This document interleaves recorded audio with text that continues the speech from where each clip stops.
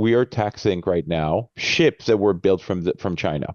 That will actually have a knock-on effect. They also own boats that were not built in China. Now, typically, their Chinese-built fleet serves the US, and their non-Chinese-built fleet serve Europe. What they're going to do is they're going to swap.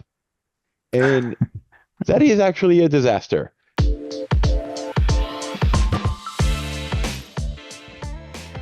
Hello and welcome to another episode of the E-commerce Coffee Break podcast. Today we're diving into a topic that's on everyone's list and that quietly eats up into profits of many e-commerce brands. We want to talk about tariffs. So if you're importing products specifically from countries like China or Vietnam, these extra costs can seriously hurt your margins. We want to dive into this and find out how you can handle the situation best. For this, joining me on the show today is Olivier Grinda. He is the Chief Operating Officer at Clearco. He has built and scaled 4 companies, raised over 60 million and had 2 successful exits.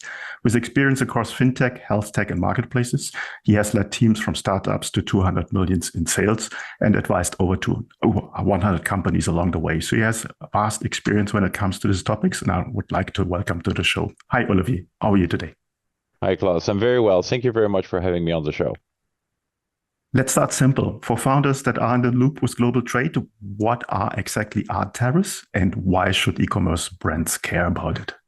Absolutely. So tariff is not something that's actually new. It's something that's always been happening in between countries who are trying to either regulate or create a form of income for the government to between countries. So let's say that you want to import goods from China. Even before all the current massive inflection in tariff, there was always tariff on goods from China. So we're about 20%. And what would happen is that at the point of entry, the person who made the purchase would basically pay an extra 20% on the goods, and very often also on the services that was given to deliver the goods. Mm-hmm. Now, you said there were always tariffs. Can you give me a simple example on how tariffs work and change a brand's profit at the end of the day? Yeah, absolutely. So tariffs are being used by government in different ways. For a long time, when it was in the 60s and the 80s, it was done with protectionism, was trying to protect industries. And the way it would happen is, let's say, Brazil would tax the importation of goods on industries that would compete on what they felt was national companies or national industries. And so, for example, if you were to import diapers from the US, something that would have been $10 to import ended up being actually 100% taxed. So it ended up being $20 to import. And that the economical idea of it was, well, if we build it with the Brazilian brands, people will have now not have to compete with international brands and will buy the Brazilian brands. The reality of it is protectionism doesn't work because of supply chain optimization throughout the world. It is often much better to compete on things that you have true differentiators than trying to compete on every single industry where you might not be well suited to do so.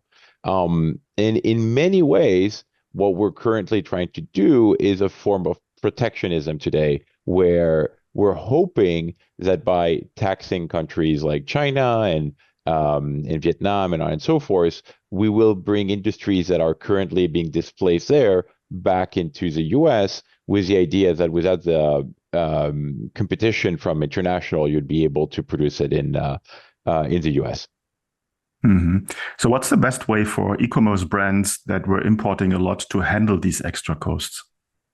So unfortunately, there is not really a lot of great solution. When there is extra cost, somebody's going to have to pay. There is the most logical solution is you pass it along to your customers. But the reality is that passing along the cost of your to your customer might put you at a point where there is no more demand for your product. So the other way is to eat the cost.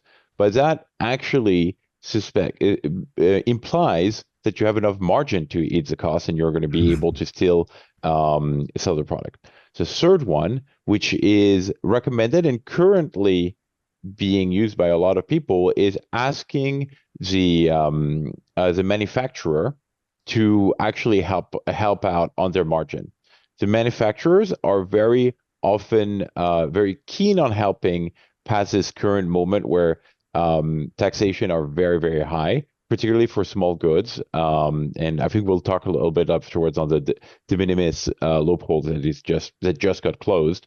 But they're very keen on helping out their clients, because if they lose their key clients, the manufacturers are going to have real big challenges. And so this is really the three key ways of doing it. Now, there is a fourth way, which is a bigger challenge, is move where you're manufacturing manufacturing from, which is in many ways what the U.S. government would like you to do. They would like you to move to U.S. Manufacturers. Quite realistically, in the short term, this is not a reality. You're probably not going to be able to manufacture the same goods because those industries just don't exist. So you're probably going to have to look at Cambodia. You're probably going to have to look at Vietnam. You're going to have to look at other countries who have similar cost structure. But keep in mind, they haven't optimized their industries for this. So probably it's still going to be a little bit more expensive. The reality is you're going to have to look at a flurry of all three. You're probably going to have to pressure your manufacturer, look for other option, eat a little bit in your margin, and pass along some of the cost to your customers. That is very likely the reality. Mm-hmm. Now, I like that you gave a really good overview there. And obviously, this topic is changing by the minute, I have the feeling right now. When we look at shipping, and I think that's a big part of the game, how is that influenced, and are there any ways around it? There are, well, quite frankly, really just two solutions. Either you ship by boat or you ship by plane. Now, one of the things that is happening that I think people are underestimating is that we are taxing right now ships that were built from China, and it is their origin of the shipyard that actually counts. And that will actually have a knock-on effect, because what will end up happening when Chinese companies are going to realize that, like, they're going to be taxed on boats that were built in China, but they also own boats that were not built in China. Now, typically, their Chinese-built fleet serves the U.S., and their non-Chinese-built fleet serve Europe. What they're going to do is they're going to swap, and that is actually a disaster. And the reason this is a disaster is because A, nobody's going to make any money, but in terms of supply chain issue, it's going to be absolutely massive. A couple of years ago, there was a supply chain issue that had a ripple effect throughout the entire industry. This will have the same kind of issue, and this is really a zero-sum game where everybody loses, where you're basically taxing, ships on their shipyard origin. Makes absolutely no sense for what you're trying to do. So that's really going to be, I think, an unforeseen challenge. So that actually will have another impact that I think consumers and e-commerce are underestimating, which is shipping and logistics is about to get not only more expensive, but also much delayed. And for two things. Intuitively, your instinct would be, well, if a shipping container is not full, then it's going to actually cost me less. Well, I actually believe that it's going to be the reverse.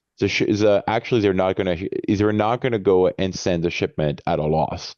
So they're actually either going to charge more per empty container, or they're just not going to ship it at all. Either way, it's going to be either more expensive or it's going to be massively delayed, which is also why one of the advice I have for our customers is don't wait. One of the natural instincts that people are having right now is, I'm going to wait and see what happens. And I totally get it. I have a chronogram of like all of the tariff change from March 4th to May 2nd, and it is mind-boggling of how many changes has been happening in such a short period of time. And on top of that, the flip-flopping is just making things very uncertain. When this happened, naturally, as an e-commerce, you're like, well, I'm going to wait and see where it all shakes out. That's a very risky proposition, I believe, that people are underestimating, because by the time it all shakes out, it is very likely that by the time you make your manufacturing ordering, by the time you get it received, not only will there still be tariff, but on top of that, it might be too late for you to be able to turn over your inventory and you might go under. I would make the best of a bad situation and actually pull the trigger now while doing what I said about the cost, on like passing it on to your customer, to your manufacturer, and eating a little bit into your margin, and actually try to, when everybody's retracting, be the customer, be there for your customer, and actually offer services when everybody's retracting. There will be winners in that category, and it will be the people who actually pull the trigger, not the people who wait and see. Yeah, if everyone zigs, then you zag. Oh, what's the saying? And I think that makes perfect sense. And with every change, a lot of brands and entrepreneurs out there are used to changes as they come and go, and they just adopt, and that makes you successful. Now, I want to dive a little bit in what you guys do. What are the levers and the triggers that you really need to keep an eye on to keep your business afloat now? Yeah, so Clearco specialize in financing, inventory, and marketing. We offer those services with merchant cash advance, offering 4, 5, and 6 months increment, but it's capped. So if your company grows very fast, you never pay us back faster. So it's really easy to have working cap to manage your working capital. However, we don't underwrite every person. We look at what is their margin. We look at how much cash they have left. We look at what is their revenue trends. We've adapted our underwriting policies based on tariff as well, meaning like, hey, how much are you going to be impacted? But also, we take into account that it is likely that your revenue has been down because of tariff as well. So all of this gets taken into account. And financing your inventory and your marketing, again, when everybody's retracting, is a good way to extend your cash flow, give you some breathing room, and being able to keep on operating even at a lower margin, and being able to kind of like weather the storm, if you will. Mm-hmm. No, I like that. And you do this on different levels. So it's not only products, it's also marketing, I understand. Talk me through it. How does it work? Yeah, absolutely. So our product is really meant to be financing high return on investment features. Meaning, if you are doing if you're having an inventory purchase and you purchase it for $100,000 and then you sell it for $300,000, you'd have a $200,000 margin. However, you might not have the initial $100,000 to be able to make that purchase. This is where we come in. We make that purchase on your behalf, and then you pay us a fee. The fee can go from like 4.5% all the way to 20%. Let's say it's an average of 10. And in the example I was giving, instead of doing 200K of margin, it's 190K of margin. So, but it works really if you have good transparency on your return on investment, if you understand well your inventory turnover. And it's the same thing in marketing. If you know that your marketing returns are anywhere between 2 to 3, it's a no-brainer. You should take as much capital as you can, keep on rolling it. And when it gets to, economically, it would say as long as you make a 1.1 return on 1, you should keep on doing it. Those are small margin. I would probably recommend go a little bit more like 1.5. But this is really how people are able to extend their cash flow, because the reality is the most expensive form of capital is equity. So if you end up having to go and raise equity to pay for your inventory or for your marketing, this ends up being crazy expensive. It's clearly because you have numerous inflection. Let's say you have an inventory turnover of 4 times a year. So you'll have 4 times like massive inflection on your cash reserves, that if you take from equity, you're going to have to raise every time. You're going to end up with a company where you don't own anything. Mm-hmm. No, totally. And a lot of brands out there, specifically D2C companies, are pretty much cash flow driven. So for them, and with lots of them, depending on the product, with very small profit margins. So it's a critical time for them to optimize. And I understand you not only provide the money, the capital to help them, but you also manage it. Is that right? So what we do is we do the underwriting not only on the original business, but also on the type of purchases. So this is why we'll go and look at the company's financials and make sure that we never overburdening them creates issue for absolutely everyone, for the customer, for us, for the vendor, there, everyone. So while we do not manage the financial of the customer, we are very keen on having a very good transparency on it. What we do, that's a kind of a weird sentence, but what we do to help, we partner with a number of other companies in order to help them on whatever they need where we don't specialize.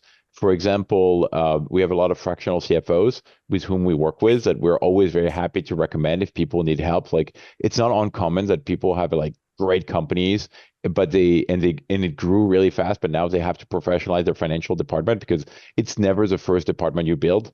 Very often you start by like, hey, I have an idea, I have a product, I put on some marketing, and then I have to do logistics. Now it's working. I need a financial department. But we also help them with finding manufacturers, for example. We have a partnership with a company called Cavella where they help people find new manufacturer, which is quite relevant at this time. And so we try to bring added value partners to our ecosystem as well. But our core focus is the financial health of our customer and offering financing a solution for them to be able to operate with solid cash flow. No, that makes perfect sense. And I think it's added value that you can connect them to experts that help them getting to the next level and to optimize their business. So who's your perfect customer? Our perfect customer is going to be a D2C that does about $1 million in revenue. The reality is that we help people who does from 10K to 60 to $10 million of revenue per month and beyond, quite frankly. But our ICP is really D2C doing $1 million per month. If you're in fashion, if you're in apparel, if you're in wellness, those are really our core strengths. We really have been working with a lot of brand in that segment. And if you on top of that have clean books, where your balance sheet balances, that you have a good P&L, everything is ready to go, we can underwrite in 24 hours. Like get everything connected in 24 hours. You know exactly how much you're gonna be able to draw and how much you're gonna be able to finance. And if you don't, it's okay. We have partners. We have partners to help out with that. Okay. Can you share some success stories or case studies of businesses that you have worked with? Yeah, absolutely. We have some really cool company near and dear to my heart called La Rude. La Rude is a fashion company from a Brazilian couple who have their manufacturing actually also in Brazil. And funnily enough, in my career, I've actually built a fashion company in Brazil where we had factories that are actually very near to where they currently have their factories, and met the founder called Ricardo. Great person, great success story where they're just growing like crazy, bringing Brazilian fashion to the US. Mm-hmm. I think it's a good concept that you have. It's not helping people who are brands who are in a crisis, but overall in growth. If they're doing well, they can even do better with having a partner like yours on the side. Now, you touched a little bit on the pricing structure. Can you give me a little bit more details on how that works? Yeah, absolutely. To give you a little bit of backstage idea of how it works is really any financial organization is going to have a risk-based pricing. So we're going to be looking at what are the revenue trends, what are your cash flow trends, what are your debt to service ratios, on and so forth, and understand how much capital can we provide without the risk of not getting paid back or overburdening the company and putting it into trouble. And then we also have to understand what are the other financial solutions they have. They might have a credit card, they might have an SBA loan, and on and so forth. And so the less risky, the more mature, the cheaper the capital. The more risky, the less mature, the less visibility we have, it's more expensive. It's just simply more expensive. And a very simple way to think about it is I talked about financials earlier. And imagine that you're a customer and you come in and you have your balance sheet as ready, your financials as ready. You have your last six bank statement, and your revenue is $1 million a month. And then there is another company who's doing $1.5 million a month, but they have none of their financials. Well, first, not only do they signal that the first company really have a very good handle on their financials, and therefore they're going to be very mindful about how they handle their cash, and they're not going to run into trouble. While the other one is growing very, very fast and doesn't really have the time to look at cash flow. That could spell trouble. And therefore, even though it's a bigger company, they might actually have a more expensive price than the first one, where we have full transparency and a lot of certainty over how much it can handle and not handle. No, I totally can understand that. I wouldn't invest into someone who's flying blind. So I think financial reports are quite important. Before our coffee breaks. But to be fair, it is very hard to be a founder. It is very hard to have your company growing and you don't want to stop growing, and then having to go and organize your books, but you didn't really build a database to pull the books easily. So you now have to go and like rebuild some of the database. I mean, it's just it's very often people know what's important, but they often prioritize what's urgent. And that's just the life of an entrepreneur. So it's never really about our customer not wanting to. It's about, prioritization, like always. Yeah, I think a lot of listeners can relate to that, and I have been there. So it's exciting as it is to be a founder. There's so many moving things on your plate that it's difficult to prioritize there. Olivier, before our coffee break comes to an end today, is there anything you want to share with our listeners that we haven't covered yet? Yeah, which is I think two things. First, this time will pass. Like, the tariff challenges happened before in history. It never really ended well for anyone. But eventually you kind of find an equilibrium and the market will correct itself. The other thing is, don't wait for this. People die waiting. It just doesn't really work. Work within the environment that you're in. Pull the trigger. Be the aggressive entrepreneur that brought you success. The wait and see approach in a market where people are taught on cash flow, stopping the cash flow entirely will have more negative impact than anything else. So be mindfully aggressive to move forward. Mindfully aggressive. I like that word. That sounds really good. Where can people go and find out more about you guys? Absolutely. They can find us on clear.co. And completely self-serve, but the reality is, like, we have an entire sales team that's also delighted to talk to anybody who wants to talk to us. Absolutely. I have your handles and I will put them in the show notes as always. You will be just one click away.